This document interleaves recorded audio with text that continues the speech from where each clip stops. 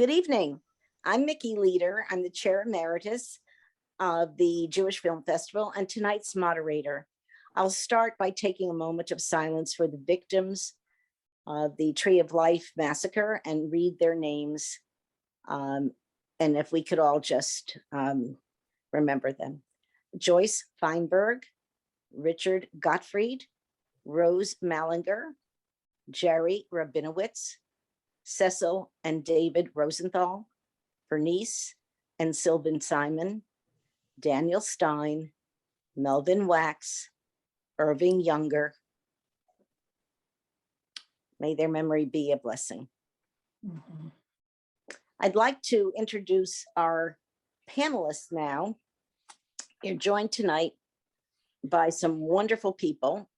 We have our New York State Congressman from Westchester and Rockland County, New York, Representative Mondaire Jones, Rabbi Isaiah Rothstein, the Rabbinic Scholar and Public Affairs Advisor for the Jewish Federation, Stephanie Hausner, Stephanie, the Chief Program Officer at the Conference of Presidents of Major American Jewish Organizations, producer and director of A Tree of Life, Trish Adlesic, and Susan Margolin, producer of A Tree of Life, and Audrey Glickman, Rabbi's assistant and the author of the book Pockets. So I'm going to start with asking Trish and Susan, what is it that triggered your making the film? What are the goals of this film? And the story became much broader in addressing all forms of hate. And how did that happen? And please comment on Wasi and his community. Well, I was born and raised in Pittsburgh, not far from the synagogue, and I happened to be in Pittsburgh the day of the horrific attack. And I was the summer months with my 90-year-old father in the Catskills, and his birthday was October 25th. And we went to Pittsburgh to celebrate his birthday. And painfully and shockingly, 2 days later, the attack happened. And we were all overwhelmed with grief and shock. And it was just staggering. And we couldn't imagine. Nobody thinks this is ever going to happen, but Pittsburgh wasn't a city of hate. Certainly there were different communities, but we all came together in love. And you know, there were some issues, but nothing ever so horrific. And we were at the intersection of possibly moving my father to New York and selling my childhood home, as my mother had passed a few years prior. And we both felt strongly that we should do the film and stay, and my father would stay and I would commit to working on the film. And a dear friend of mine whose parents survived Auschwitz called me, and we talked about it, and he sent a grant immediately so that I could hire a local camera crew to begin working. And you know, we all said to ourselves, how could anyone want to hurt our beautiful Jewish brothers and sisters in this horrific way? And so you know, we started filming the next day, and in my heart, I knew the only way to tell the story was to provide a platform and a place for those that had experienced this and what we could learn from it. And so that's how the style of the film came together, through their voices. You know, our goals are broad, but you know, one really key component is we want every religious place of worship and all Jewish buildings and other religious buildings in nature to get the training, the active shooter training, because that's a first step in keeping people safe. It's unfortunately a reality we're faced with now, and we want to really show the scene in the film and create a dialogue around that as a must do. Unfortunately, I know it's not the way we would like it to be, but it's very necessary now, I think. And Wasi came, you know, he was head of the Islamic Center of Pittsburgh at the time. And he was right there that morning. And he said to himself, we have to do the fundraiser, you know, and we have to pay for all the funerals and have Muslims and Jews come together in a place of love and support. Because after 9/11, the Jewish community stood with the Muslim community, and Wasi didn't forget that. And it meant a lot to him.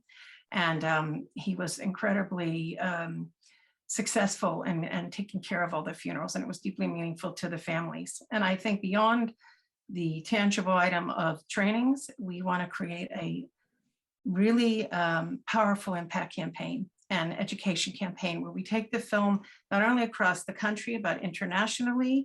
We're going to create a screening toolkit guide where we have an important conversation. We're inviting key academics and people, activists working in the field to help us do our best work and creating a program that's really effective.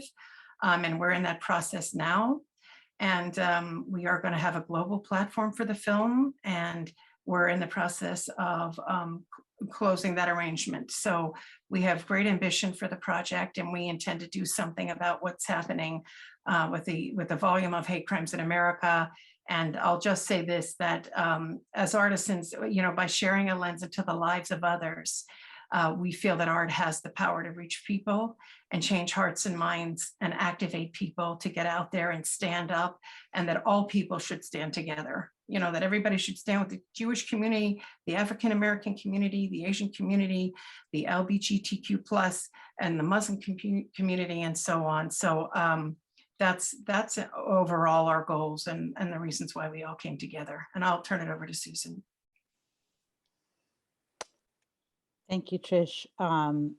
Yeah, I'll just, so beautifully said. I'll just add that, we realize that, this movement, white supremacist movement, is a global movement.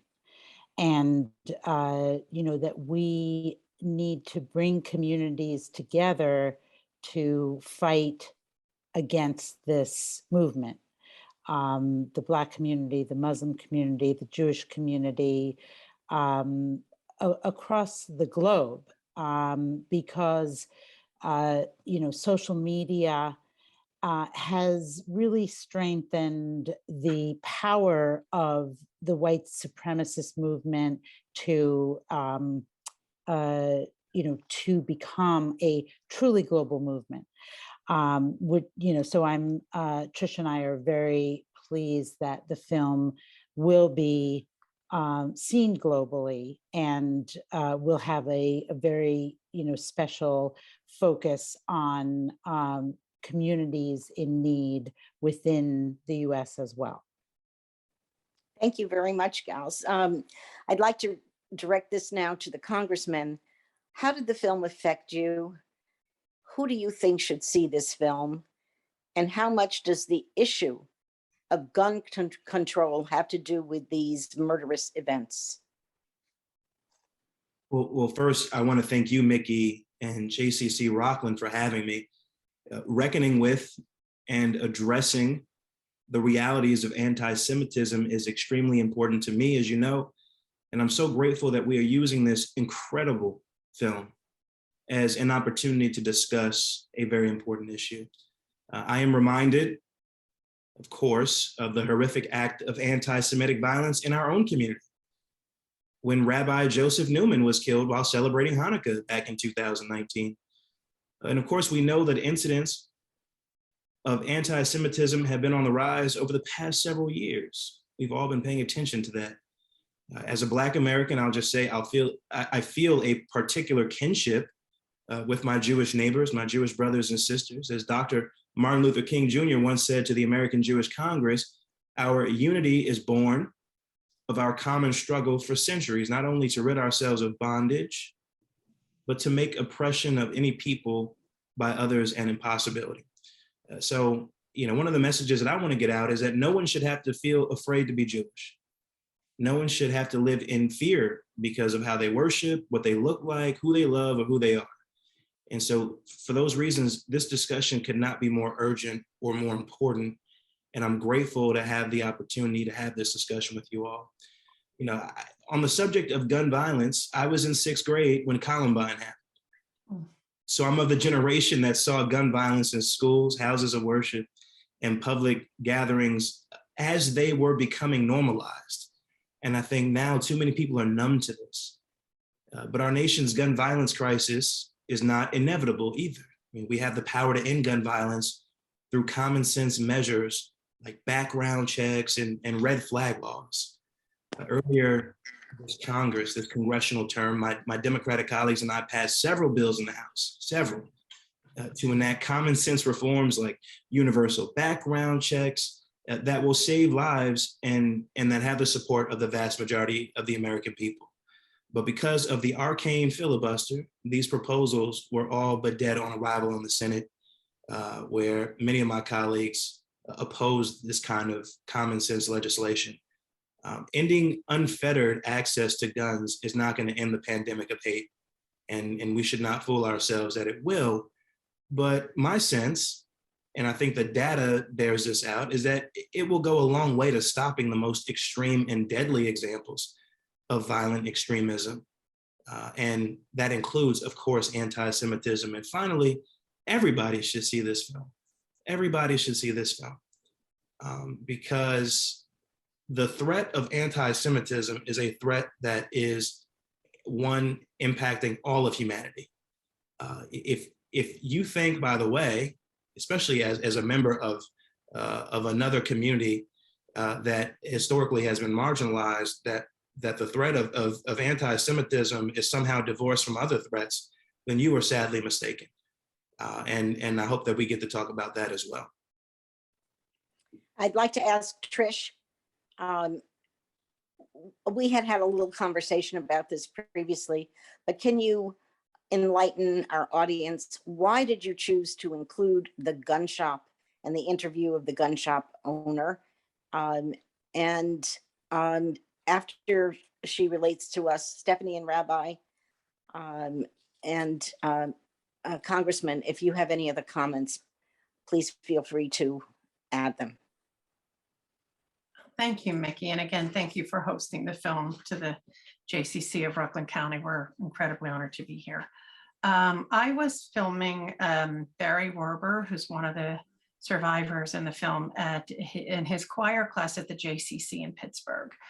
And I noticed that there was someone in the back of the room crying, and I was concerned what was going on. So I went up to her and I asked her what was wrong. And she said that somebody about an hour outside of Pittsburgh had created a gun shop in a synagogue in response to what happened at Tree of Life.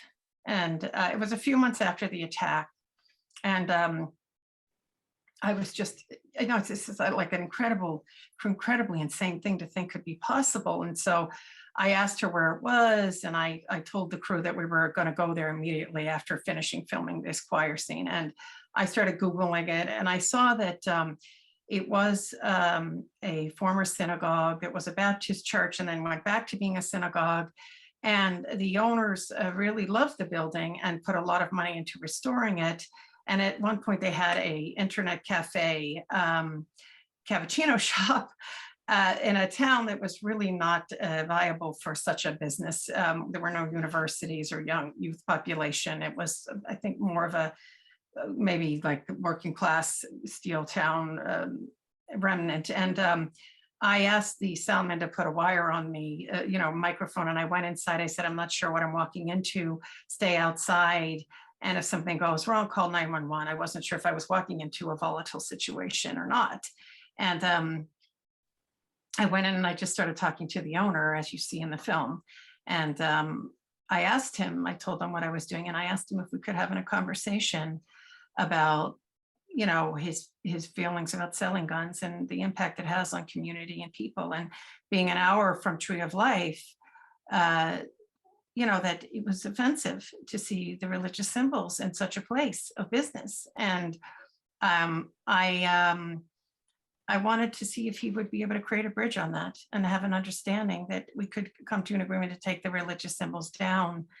But as you see, the conversation that took place, which was amicable, but only led to him saying that we need more guns. But I did make an effort some months later to go back. I had raised funding to change the stainless steel, the stained glass windows and the various religious symbols in the place, in the building. And he was not interested in doing that with me. And I thought that would have been a very powerful part of the film, but unfortunately we weren't able to make that connection. Rabbi or Stephanie, do you have anything to add to that? Okay, Okay. I'll just add on some of the previous comments. I know Trish mentioned active shooter training, and it's something that in conversing, and we saw our colleague, dear colleague Brad Orsini in the film, was a security director, or was a security director in Pittsburgh, and now has really used his skills and knowledge to bring it to the national level, training people all over the country, is that many people had already received some security training in Pittsburgh. The rabbi, I think, was carrying his cell phone because of what Brad had told him previously. And we see that the security training works, right? And now the Secure Community Network, which is a great partner of the Conference of Presidents and Jewish Federations in North America, is offering these trainings on Zoom, noting that many people are slowly getting back into synagogue life. I know many of the synagogues in Rockland County recently participated in such a Zoom.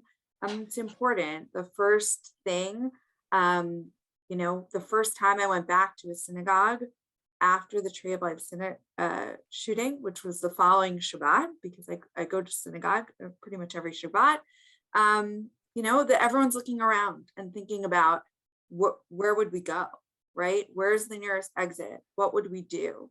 And I think that that's a very real fear. I just finished reading a book by a colleague about Gen Z and their relationship with anti-Semitism. And I think we need to think about this as a pivotal moment, the Pittsburgh community, but for the American Jewish community, where for many young people, their kind of sense of being comfortable here in the United States was shattered.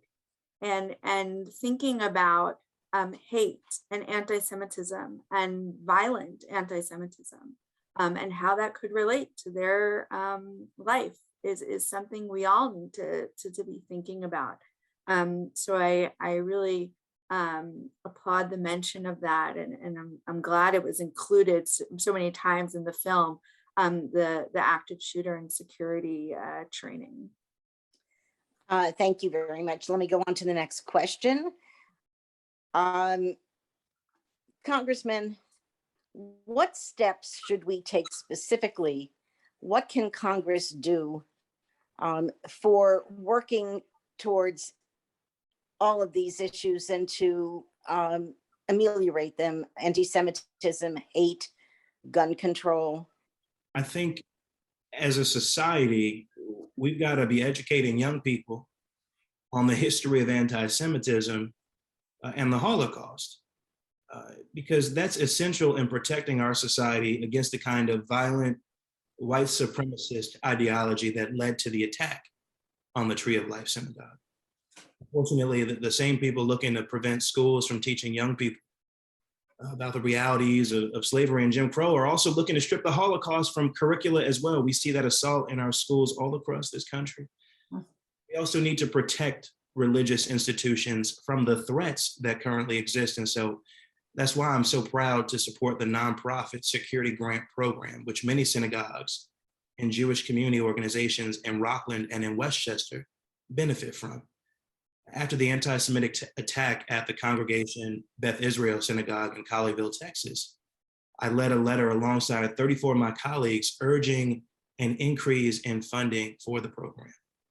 And that's, of course, because no one should have to live in fear of worshiping freely. And this funding helps make sure that houses of worship can afford the security they need.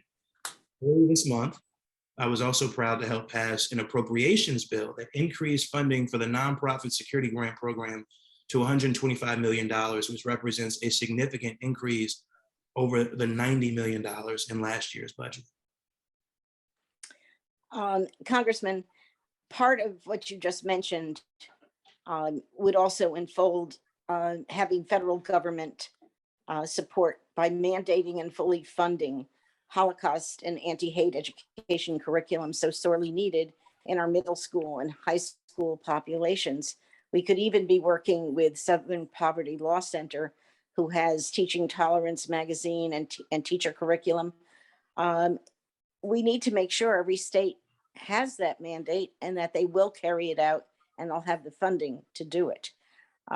We know that New York has the mandate, but doesn't fund it. And other states do have funded mandates. We know that Germany has probably the best Holocaust education for young children all the way up through college age. But it's the only country, I believe, in Western Europe that does. So how would you propose to strengthen all of this? And certainly it isn't just Holocaust, it's all hate. So I think that it's really important for us to be able to know what can we present, what can we do, who can you work with to help present that legislation? So a few thoughts. First, when it comes to educational mandates, the Supreme Court and our Constitution is very clear that that's up to the states. What Congress can do at the federal level is incentivize the teaching of certain aspects of the curriculum. And Congress historically has done that through the appropriations process. There was legislation that was passed, I think back in 2016, it was Carolyn Maloney's bill. It was called the Never Again Education Act. And it was signed into law in the 116th Congress. The Never Again Education Act, it chiefly expands the U.S. Holocaust Memorial Museum's education programming across the country.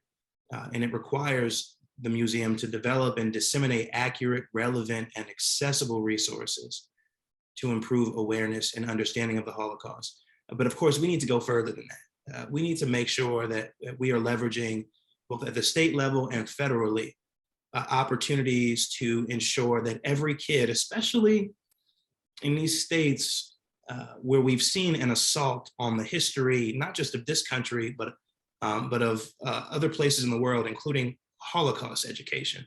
We got to make sure that we are focusing, especially on those areas where there's a concerted effort to not teach some of the more troubling aspects of global history.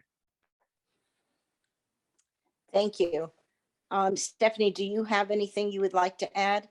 I'm just.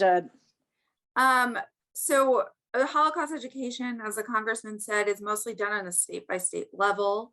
Currently, there are 23 states with some kind of Holocaust mandate. I say that very vaguely because in Illinois, for example, visiting the Holocaust Museum for an hour counts as fulfilling your Holocaust mandate. So there's a range of different bills and different legislation across the states and different mandates. One thing the Jewish community with our partners are doing right now is really looking through these Holocaust bills, looking through these Holocaust mandates as states are revising their social studies curriculum, as they're looking at other curriculums, as the Congressman shared, and noting where there needs to be improvement. There are 4 states currently in process, and I think 2 have already passed this year since January. So it's definitely moving in the right direction. But we know that this is a problem in New York too. A claims conference study showed that over, I think less than 20% of millennials and Gen Z New Yorkers could name a concentration camp, right? Many New York young people think that Jews started the Holocaust. Now, as we deal with the situation in Ukraine, we hear of denazification. It's important that we don't just teach about the Holocaust, because if people think anti-Semitism is only the Holocaust, then if they don't see something that looks just like the Holocaust, if there aren't concentration camps, they're not going to name it.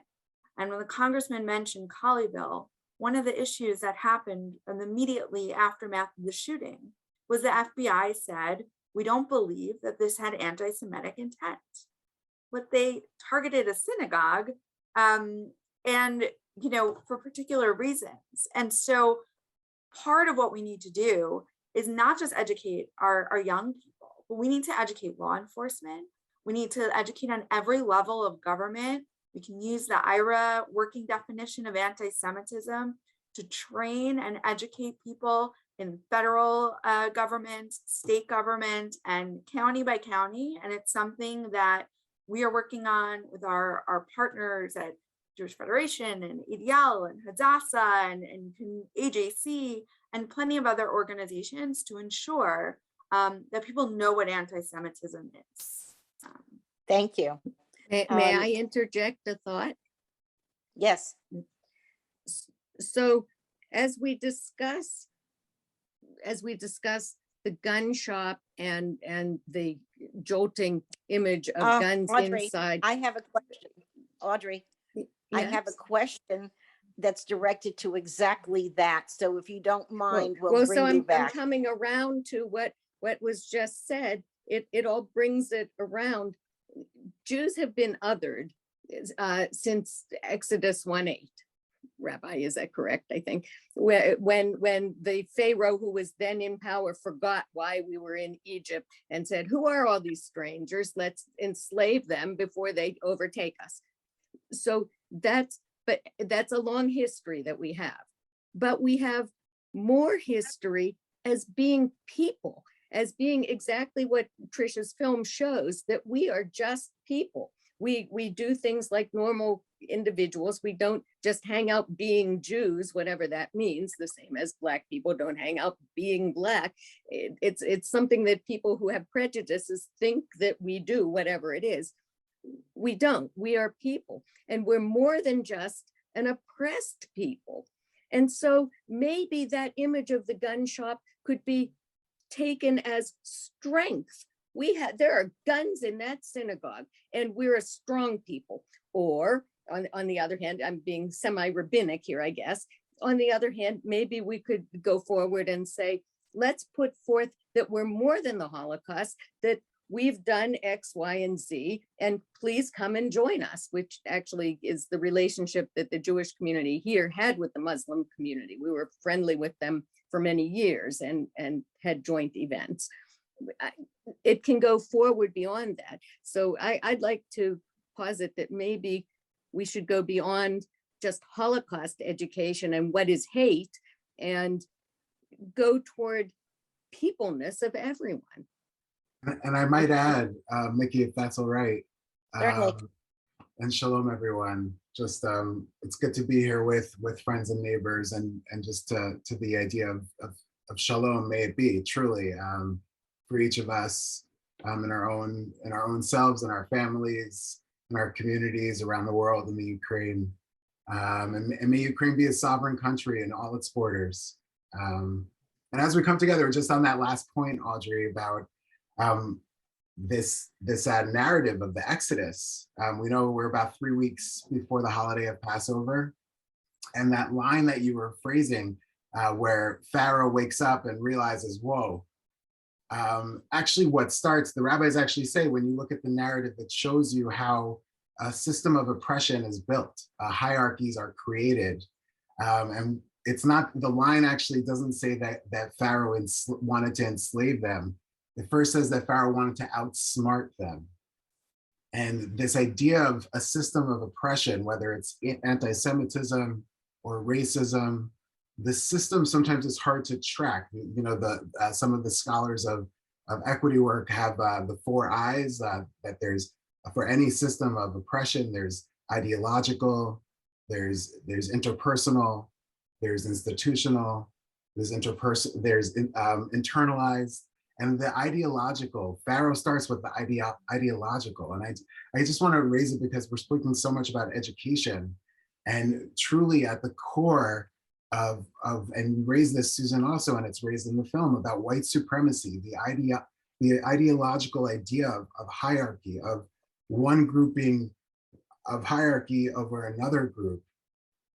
The Torah starts with Adam. You know, we start Adam and Eve, we start from one source as a species, but to the recognition of what the role of education in shifting ideology, and also the power of it, both for the good, coming back to that source, but also just the tremendous division and culture wars.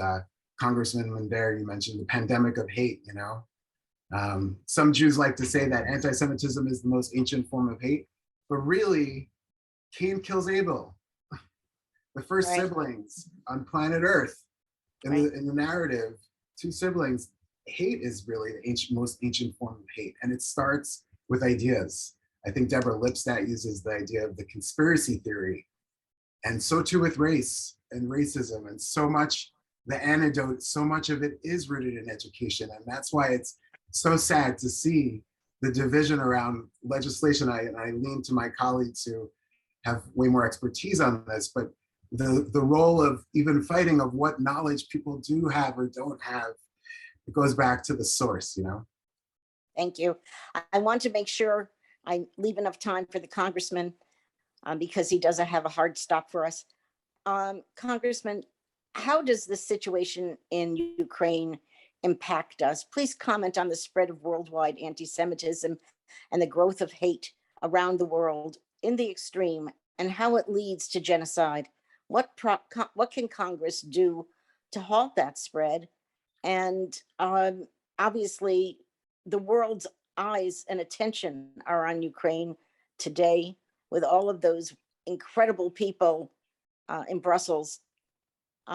We hope and pray that we're not going to get into deeper problems, but I would like your take on what can the US do to help ameliorate the divisions everywhere. How can we work worldwide? Because we could do the most wonderful things in the United States, but unless we're working worldwide, we really are never going to be safe. It's a weighty question, and I invite the other panelists to weigh in on this too. Just a few observations on Ukraine to start. You know, Russia's unprovoked and unjust war in Ukraine is a reminder that protecting Jewish safety is a global concern, to your point, Micki. Now, what do we know about the war in Ukraine as it concerns Jewish people and anti-Semitism in particular?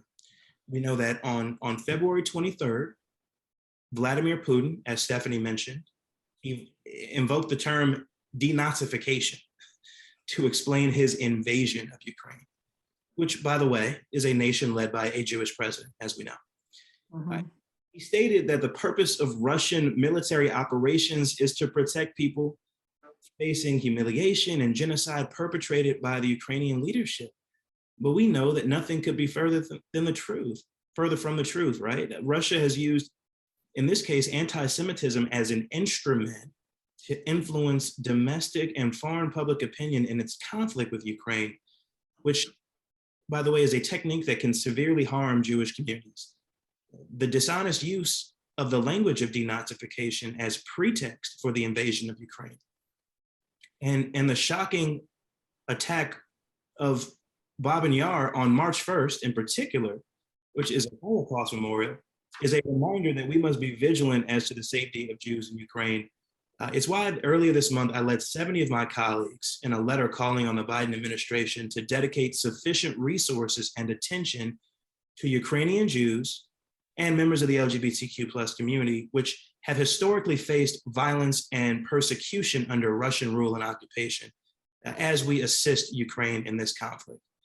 And just another observation, as we think about anti-Semitism generally, I can't help but note what the Justice Department and the Department of Homeland Security jointly reported, which is that the most lethal domestic violent extremist threat to the United States for the last several years came from white supremacists and anti-government extremists. We know that even though Jewish people are 2% of the American population, they were the victims of over 50% of the religiously motivated hate crimes committed in the year 2020. At the insurrection at the Capitol on January 6th, we know that the people who tried to violently overturn the results of the 2020 presidential election carried Confederate flags and they wore Holocaust regalia. So there's clearly a crisis of anti-Semitism, racism, and hatred generally in its many incarnations that has been given a platform unprecedented in recent history. Thank you so much, Congressman. I know that we went over by 1 minute for your time frame. If you have time to stay with us, we'd love to have you. If you have to bid us adieu, we really appreciate all your efforts. And I know many of us from the JCC would like to work with you on whatever you need in Rockland County and serve on any kinds of task force or panels or think tanks, because we have to stop ignoring what's really the elephant in the room, the terrible divisiveness, the terrible hate that permeates. And I guess, you know, Hitler's playbook was tell the big lie and tell it often enough and people will believe it, but try to tell the truth. And it's much harder to get people to accept the truth. So we really are very happy you came and thrilled that you are working so hard on behalf of all of us. I saw an interview on one of the cable news channels where a woman was at her son's funeral. He was a Russian soldier killed in this past 4 weeks. And they weren't angry that he had been a soldier, and they weren't angry that that he was killed, but they were very upset that it was the Jews who were responsible for Ukraine and for all of the problems there. And another report that I saw was, it was a translation of Putin, his speech from 4 days ago, where he said that Ukraine precipitated all of this, and it was his act of a denazification, which you already mentioned, but also it's their right to reunite their Russian brothers and sisters, because Ukraine was always a member of Russian society, and they were to purify everything. That's why they went in for Ukraine, which is white nationalist strains. You know, you purify the people and you get rid of the ones who are causing a problem. So it's frightening about the gaslighting going on and the lies that have been told to the Russian people. But there are still plenty of people who will tell you and repeat the gaslighting lies. And it goes back to blaming, they had to denazify Ukraine. It's mind-boggling. I would just say that I think it's really important that we understand that anti-Semitism comes from all ends of the political spectrum. Sometimes really easy for us to criticize those on the other side of the aisle, or criticize those who are particularly saying things that are very clearly anti-Semitic, or physical acts of terror of anti-Semitism are quick to identify. But we have a problem on the left too, and it's much more subtle. And I think that if we're going to talk about anti-Semitism, we really do, and I think this was what Rabbi Rothstein was getting to, is that there are places where, as we're discussing Holocaust education, people are asking, well, why do we need to learn about the Holocaust? What was so different about the Holocaust? Should Jews be included as a minority because they have privilege and power in this country? And so I just want to caution us is that we really, it's hardest to say it to our friends, but that's the most necessary, is when we say to our friends, this is anti-Semitism, stop, and we call it out. And that, I think, as a Jewish community, is what we need more than anything else from allies who can say it, identify it, and call out those that maybe it's tough to call out. And I'd also just add on the Ukraine piece is that today, finally, the Biden administration acknowledged and said that they're going to take in 100,000 Ukrainian refugees. The Jewish community has been working very hard, and Hayes in particular, which is focused in the film, because they held Refugee Shabbat at the Tree of Life Synagogue that very Shabbat, which I guess could be in the conversation unto itself, but Hayes is really working very hard behind the scenes to ensure that Ukrainian refugees, Jewish and non-Jewish, can be reunited with their families here in the United States. And I know that a lot of Congregation Sons of Israel, my synagogue, and others participated in Refugee Shabbat just a few weeks ago, again with Hayes.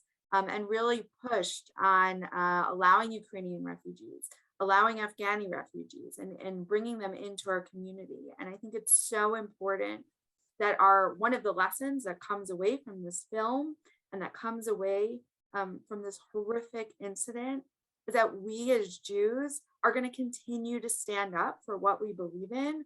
We're going to continue to support highest. We're going to continue to have refugee Shabbats.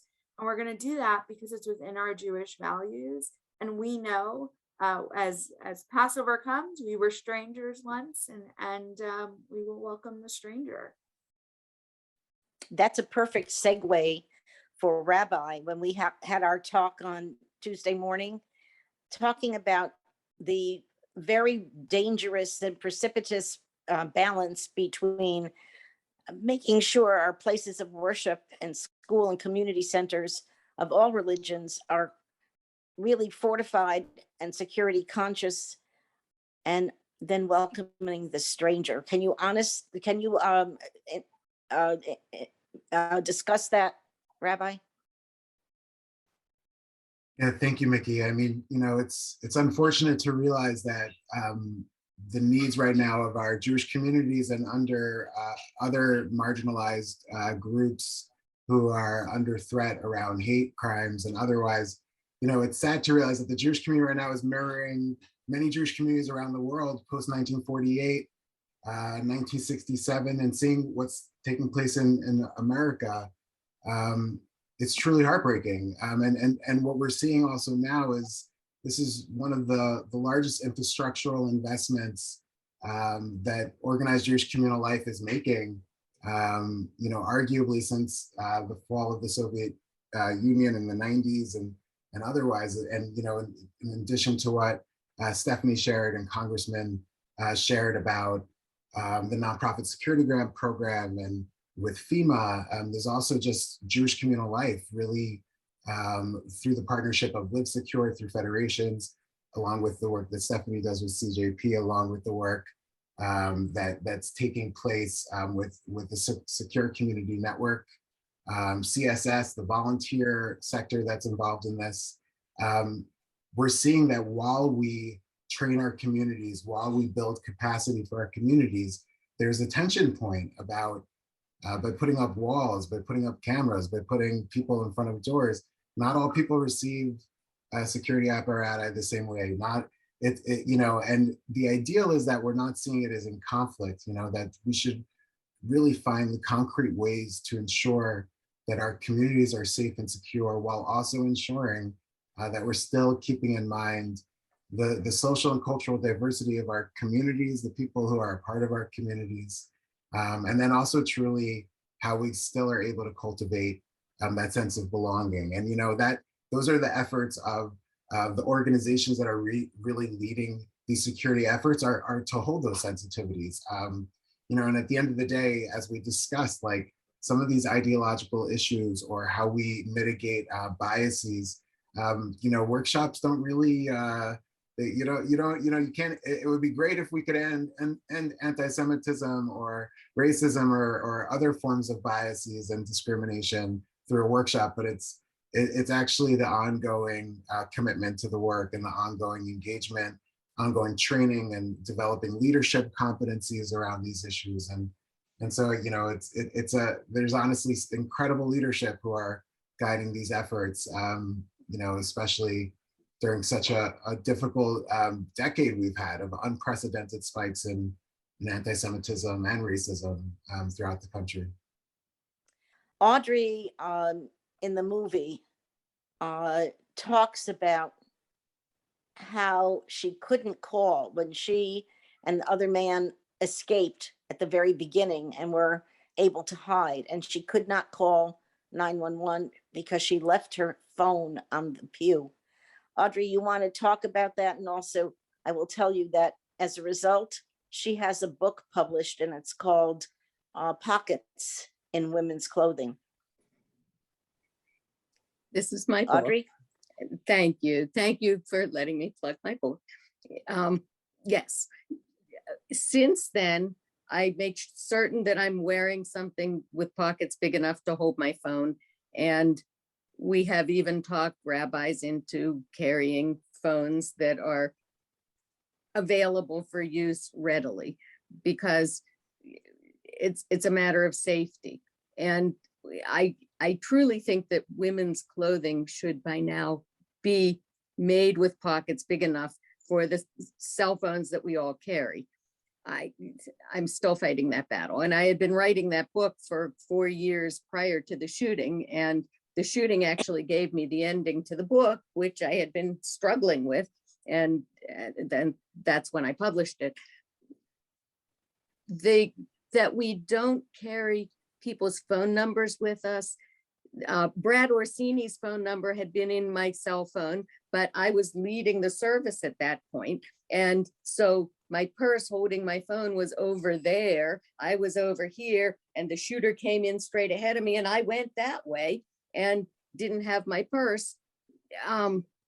Fortunately, my one son's phone number was in my friend Joe's phone, and I could call him so that he could get his secondhand adrenaline, as he called it, going. But we do need to be prepared in those smaller ways, in addition to the larger ways of getting the training and having the mindset of, when this happens, we run, we hide, we fight, in that order of what we should think. First, we run, we get out of there. If we don't think we can escape safely, we hide. If we have to, if we're faced with it, we fight. Joe and I hid because we did not know how many people were attacking at that point. We didn't know if they were attacking all the synagogues in the city. We had no idea what was going on. So all we could hear was the sound of the gunfire and the sound of the sirens and the sound of a woman across the way who was screaming out her back fence. And we took the action that was based on the training. And I encourage everyone to have that training. It's important. And it does give you confidence. It gives you confidence, not only that you know what to do, but that we are together and we are unified and we can handle things that come at us. And that's another important thing. It's very difficult after the fact to fight on our own behalf. It's a lot easier, in fact, to fight on other people's behalf on everything. But better we go in unified and holding hands together. Thank I'll you just so add to much. that, Audrey, like that point, it's true. Emergency preparedness, the trainings, it changes the trajectory. It's data informed that way. We know that being exposed in those ways, and emergency preparedness in other areas, in addition to the safety and security, and in addition to the trainings taking place through the national organizations in the Jewish community, and also local leadership and professionals that are leading this work, and volunteers. The Jewish people have been involved in emergency preparedness. It's in our DNA, it's kind of heartbreaking to know that America, being such a light, and it's still an unfinished promise, as they say, for so many, but that we're seeing a trajectory where we need to be more prepared. And the film really obviously underlines that, underscores that in a really important way. And just the hope that we can still do it with a smile on our face, keeping in mind the communities and. Thank you very much. I wanted to open it to Trish and Susan, and I wanted to especially thank everybody for their participation and their generosity of spirit and time and preparation. Trish, please keep us all included. Let us know where your film is going. Stay in touch with all of us, and I'm sure you can certainly have an open heart and discussion with the Congressman about how to get your film shown. We will try to enlist the help of our local state representatives to see if it would be shown in New York State legislature, because it takes many people. Like it takes a village to raise a child, it takes many, many people in the groundswell to get this working with, and all the synagogues would join. And Stephanie for sure has the ear of Jewish organizations. So we are pleased to have chosen this as our opening night film, and it's our social action film. So thank you so much for your participation. And I hope everybody has learned quite a bit from the film and from the Zoom. Thank Micki, you. Micki, can I just add one quick thing? Sure, Just Susan, go. thank you. Encouraging everyone to follow us on social media, a Tree of Life doc on Twitter and Facebook and Instagram. And you'll see more news about where you can see the film. Thank you Thank you, so much. Thank you. What a You great make- Wishing you a good conversation. film festival. Yes. Thank you. Yes. And it's been really incredibly inspiring for us to do this. And we're participating in this Zoom. Susan and I are texting about who we're bringing everyone on our advisory educational panel. Stephanie, Representative Jones, Rabbi Rothstein, Audrey, of course, is always a phone call away, and Micki, no doubt you and I are friends for life. So I hope so. this has been so heartwarming, and I must say that in all the darkness, and I get so choked up because it's been such an incredible journey, but the courage and grace and kindness of the participants to come forward and share their stories, it is an incredible honor. And to have that kind of bravery, to want to tell the world what we need to be doing is something we really need to listen to carefully, because there are so many messages. Audrey being here, we have to cause peace to happen. It's an active thing that we do. And there are many, many quotes like that throughout the story. And it's just been a remarkably inspiring process. And I just want to thank everybody for supporting the film and being a part of this really important conversation. So thank you so, so much. And thank you. Thank you, We're everyone. so honored.